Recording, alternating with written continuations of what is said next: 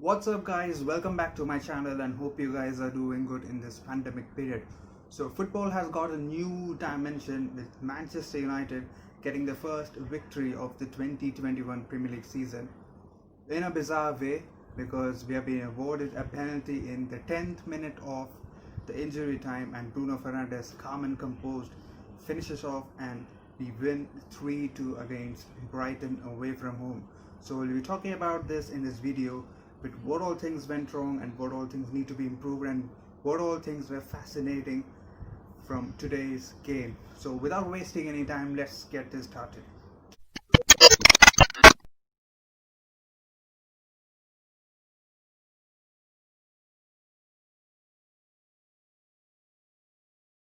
Keep your tablets ready, keep your pills ready, because Manchester United are going to have a long and unfinished season. It's going to be unfinished business. It's going to be a difficult top 4 race, because this season it's been like every other team in the Premier League. You consider Fulham being the only vulnerable team in the defense and attacking role. Other than that, West Brom has been a hard-working team.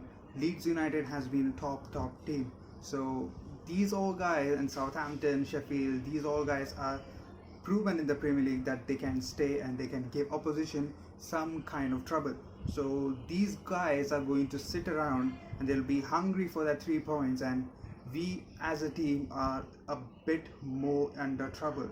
You see some of Brighton's plays, some one-touch footballs, Lamptey making a run, Lamptey making a run through the defense. It's something good to watch, and it's like, why aren't we doing that? We should be the ones doing those kind of runs. We should be doing those runs and we should be terrifying defenders, but we aren't doing that. We are a bit more in the other side. We are a bit more in the safer side. And the biggest weakness of today's game was sloppy in possession, casual. You don't have to approach any team so casually. You see Matic being some of the main guy in the midfield, Bruno Fernandes being a 50-50, Pogba being a 50-50, losing possession and delivering some bad passes. Some of them weren't much more connecting with Rashford and Martial. Martial most of the time has been back in the midfield to receive the ball and not in that forward line, not in that target man role. So it's been a hard work for United, but Brighton has been using our spaces and has been using our weakness as a weapon, and they'll be trying much more harder. Manchester United have got the first corner in the 90th minute of the game. They are till then 7 corners. So another weakness I would also say is Wan-Bissaka. I never imagined that I would be saying about Wan-Bissaka, but he has been a bit more off in the attacking role, because he hasn't been that much good and becomes much more predictable. Wan-Bissaka can play that right centre back role very efficiently, because he's good in tackling. He can be very well in one-on-one situations. So if he is not doing much more in going forward, so why not put him in RCB and play a back three formation, and be much more efficient for Luke Shaw as well. Put him in left centre back. He has that ability to go forward, but it becomes ineffective at times. So when we bring Alex Telles, if possible, if we are genuinely looking for him, if we bring him, we can play Alex Telles as a left wing back. Brandon Williams, more of a right-footed left back, can be playing right back, can be playing right wing back and delivering this process, or you can say Ethan Laird can be put in that right wing role. So these are the negatives. Another reason Wan-Bissaka is vulnerable today is because 5 of those shots that hit the woodworks for Brighton, 5 shots has been hit the woodwork for Brighton. They were so unlucky in that context, and 5 of them has come from the right hand side, that is from the Wan-Bissaka side. So you can't be giving any excuses. You can't blame Ole for this, because their centre backs has been vulnerable nowadays. Maguire and Lindelof has been a bit of lazy, unaware of the threats that is coming. You can get an example of the Sevilla game where that De Jong scored the winning goal when Lindelof wasn't aware about what is coming through above his head. And this time, Wan-Bissaka gets ahead to support Lindelof and Maguire in many things has come from that right hand side, and Wan-Bissaka was so lazy and was so slow to close down the ball, which has been the same problem for Victor Lindelof, who has been doing a bit decent today, but Van Bissaka has been not doing the basics right again.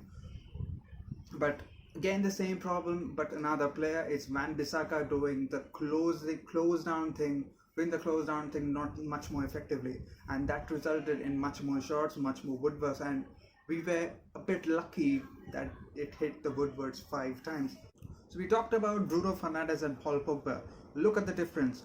Bruno Fernandes concedes a penalty, he trips Tariq Lamptey, and Neil Maupay finishes with a Panenka. That pissed me off really. So he finishes off, and look at Paul Pogba. Look, Paul Pogba has been doing some 50-50 football, as mentioned, as we discussed about. 50-50, misplacing the passes, and some dangerous passes, some dangerous through balls to Marcus Rashford, to Mason Greenwood. But Bruno Fernandes has been doing it consistently. He concedes a penalty, and all of a sudden, people think that he had a bad game. He concedes a penalty, and then he comes up with a beautiful assist for Marcus Rashford, and then a penalty that is a cool and composed penalty. That's what is the difference between Bruno Fernandes and Paul Pogba this season. It's going to be that the hard work and how much you are professional and how professional you are. Pogba slanders are going to come because, and now you are in a position that Van der Beek is waiting. Van der Beek is waiting for his chance. Fred is waiting for his chance. McTominay is fighting for his spot. So Paul Pogba, people said that he would be off to Real Madrid. I love him as a player, but you need to be doing some good stuff in the pitch too. Not like you will be misplacing those passes, you will be losing possession and you won't be tracking back, and people will accept because you are a France international or you are a World Cup winner. That doesn't work here. So Paul Pogba needs to be doing those, and it was expected that Paul Pogba won't be starting today. Van der Beek should have been starting, but Paul Pogba has been started. They can't do anything right. We as fans could be putting up those liners, but what only things he would be doing. So fair play. So another generational talent we'll be talking about, Mason Greenwood. What a finisher. But you need to question how much he does in the defensive role, how much he contributes to the defending role. Marcus Rashford gets back to the own box to defend.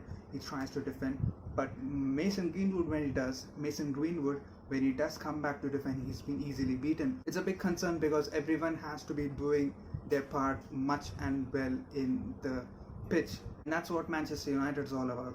Daniel James has been doing those hard work, but it's like you say that you have to do some smart work, not like donkey work. So Daniel James has been that liability in the defense too, and Mason Greenwood has been the same problem in the defensive role. He just escaped from a big embarrassment because we have been facing the same issues. We can't defend that 2-1 lead because we can't be defending those 1-0 leads, or you say 1-0 advantage against Sevilla or against Southampton, against Sheffield United last season. It's been the same problem and we never learn. You can smell that equaliser coming because they've been putting those crosses into the box. They've been hitting the crossbars, you've been hitting it ample of times, infinite times, and you could smell and you can sense that equaliser coming. And when it came, it was a big heartbreak. And what a drama. Football had a new dimension, and Maguire does win another penalty, which has been given after the final whistle. Imagine, after the final whistle. You know how that feels? Not like for a draw. If it was for a draw, it wasn't much more fascinating. It was for a win. Bruno Fernandes, as I said, recovering back, conceding a penalty, and then giving those delicious assists to Marcus Rashford, who has finished that solo goal very fantastically. Calm and composed penalty in the 10th minute of extra time, right after which the final whistle was blown and we win 3-2. What a day of football. As said, it's going to be a long season, and Brighton deserved more. Brighton had much more shots on target, much more hit the woodwork, and they had much more intent, much more passion. You can say anything, but we were victorious in the end, and that's what matters, and I'm convinced. So we'll be meeting in the next video. Until then, goodbye.